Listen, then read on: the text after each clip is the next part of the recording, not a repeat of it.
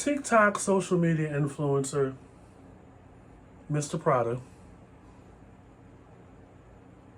offs his therapist.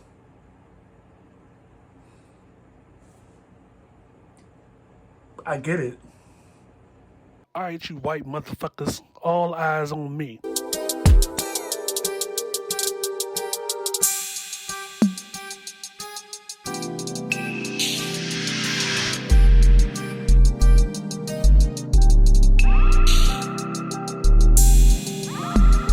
This is the I Refuse podcast. This is Mr. Foxy I Refuse podcast. Who I'm back. So I only heard about Mr. Prada recently tied to this thing. They captured him down in the South somewhere. I believe it was in Louisiana, or I think it's where he's from. They caught him on the lam. He was initially a person of interest, and he's been charged with second-degree murder for the unaliving of his therapist. Taking his car, they say that the death was caused allegedly by blunt force trauma to the head, among other things. Covering the body with the tarp, taking his car, I believe crashing the car, and just la-di-da, la-di-da, la-di-da. Now, I'm not about to get on here and hop on the train and line of thinking as other people when it comes to mental health and say similar shit that everybody else says when it comes to people that suffer from mental health, and using, his TikTok content with, the patches in his hair and all that other stuff as part of an argument.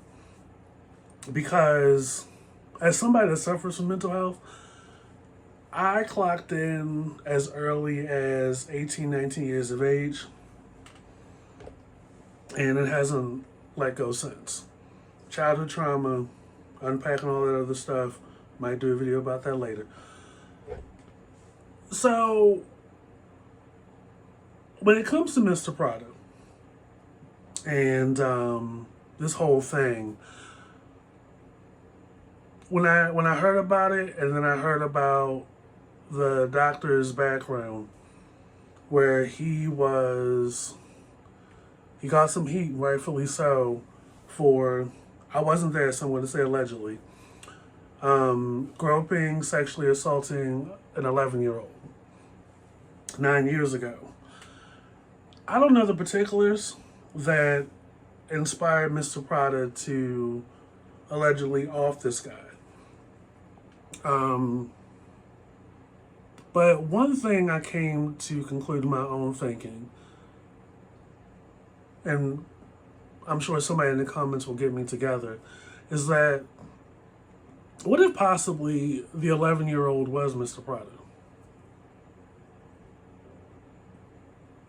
Or what if the doctor, who I don't think received any jail time, received any kind of pushback, didn't get his license taken away, was still able to practice, but never got any consequences for what happened 9 years ago, was still doing it and tried it on Mr. Prada. And one thing I want people out here to understand is, it's with these cases coming out about these guys, and the first person that comes to mind is Larry Nassau, who are in such a trusted profession with the minds and the bodies and the well-being and the health of so many young people. And they cross those lines. They abuse their position to gain access very inappropriately so, to these young people. And they've been doing it for so long. And it comes to our attention after they've done their, the feds have done their investigation. Oh, they've been doing this longer than we thought. And here we are on the outside looking in at, the athletes at the Olympics or Mr. Prada on TikTok. And when the fuse ignites the dynamite and goes off and there's a trial and all this stuff comes out, or, the doctor ends up unalived, I would think the first thing we would think about or consider is the victims and not hop on oh, well, the motherfucker was crazy, it was just bound to happen, and look at his TikToks, he don't look like he's wrapped too tight. This is exactly why people that suffer from mental health issues and have a hard time don't open up.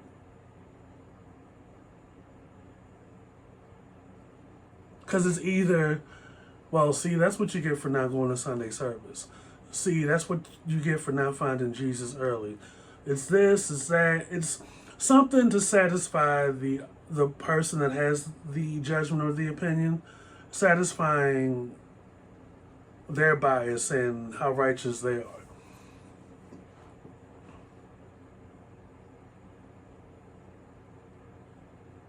Like, you got to remember, we are in a climate right now where the veil is off of what has long been pushed under the rug and so secretive. And it's these predators, and they're not always just, the neighbor in the neighborhood.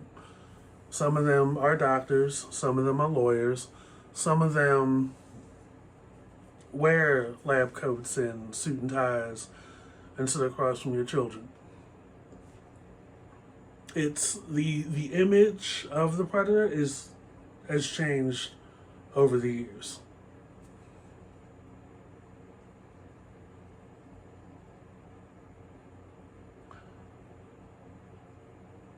And that's the theory I'm sticking with. While I do not condone the idea that the conclusion to being abused and being touched inappropriately and sexually assaulted is murder, I get it. I get it. I'm not in that person's shoes, and neither are you. I'm willing to bet there is a great deal of abuse that Mr. Prada has endured. Dare I say, grooming, alienating, and isolating a person from others. Psychological abuse, an emotional hostage situation, like different variables that lead to a shift in a person, right? And here you have a person, this other person of considerable power and influence, and using their position to manipulate people. If you don't do this, this will happen. If you don't give me what I want, I will release this information about you. And you as a patient, you're like, you hear that enough, you start to believe it. And they start fucking with you. And they start messing with you in other ways in addition to the assaults.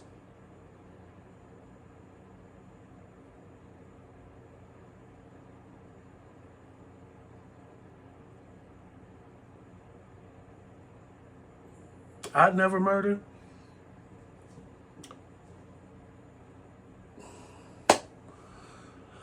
But some things are a perfect storm, ticking time bomb waiting to go off. And I think there's a discussion that needs to be had amongst us out here, especially during these times where we have to be a little bit more informed as to what mental illness is, different forms, and what the nature and the significant abuse of power from all walks, all kinds, not just movie executives, not just, powerful producers, not just powerful directors with some tendencies. Just like I say, it could be doctors and lawyers and medical professionals as well. So, given that it was a second degree murder charge, it gives me the impression that they're not looking at this as a premeditated or a malice-filled murder, which could possibly open the door for a lot of counter arguments, and possibly a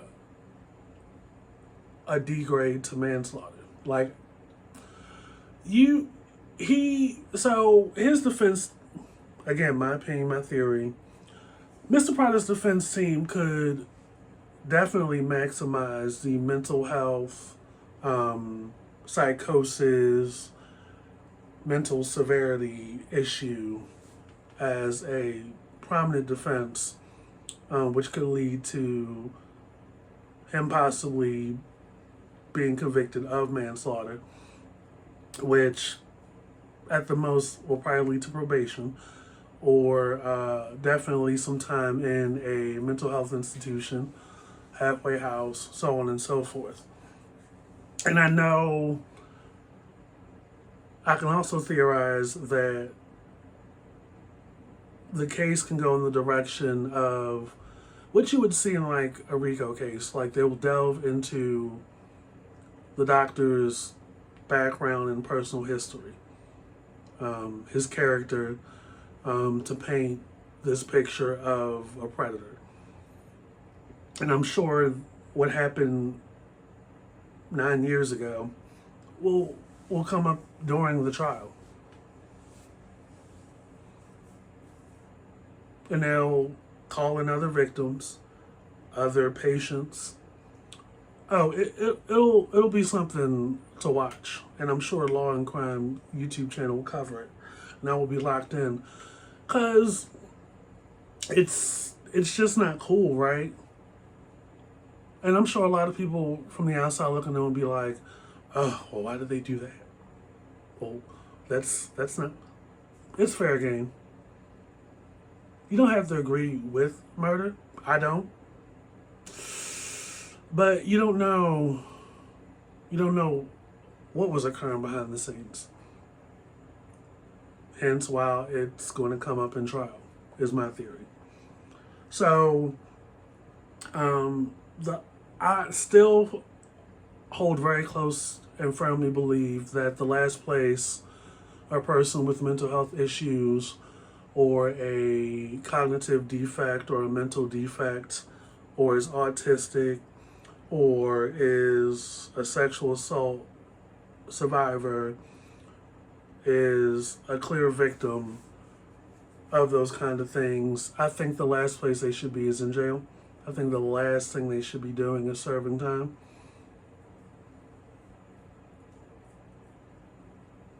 Because jail changes you.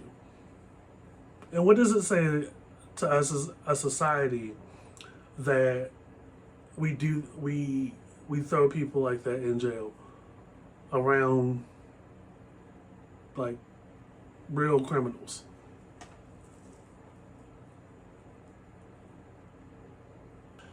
That's all I got. Ain't got no more. This is Mr. Fox I Refuse podcast. This has been real. Keep it locked and loaded on the I Refuse podcast wherever you get your podcasts. Also, follow, subscribe to the YouTube channel here. Get into our Twitter at I Refuse Podcast. Follow, subscribe there. Follow, subscribe on the Instagram at I Refuse Podcast. _ between the words. Get into the usual suspects in the I Refuse Podcast after dark, if you ever feel so inclined. And I will catch you guys later. Peace. Fendi, like the bag.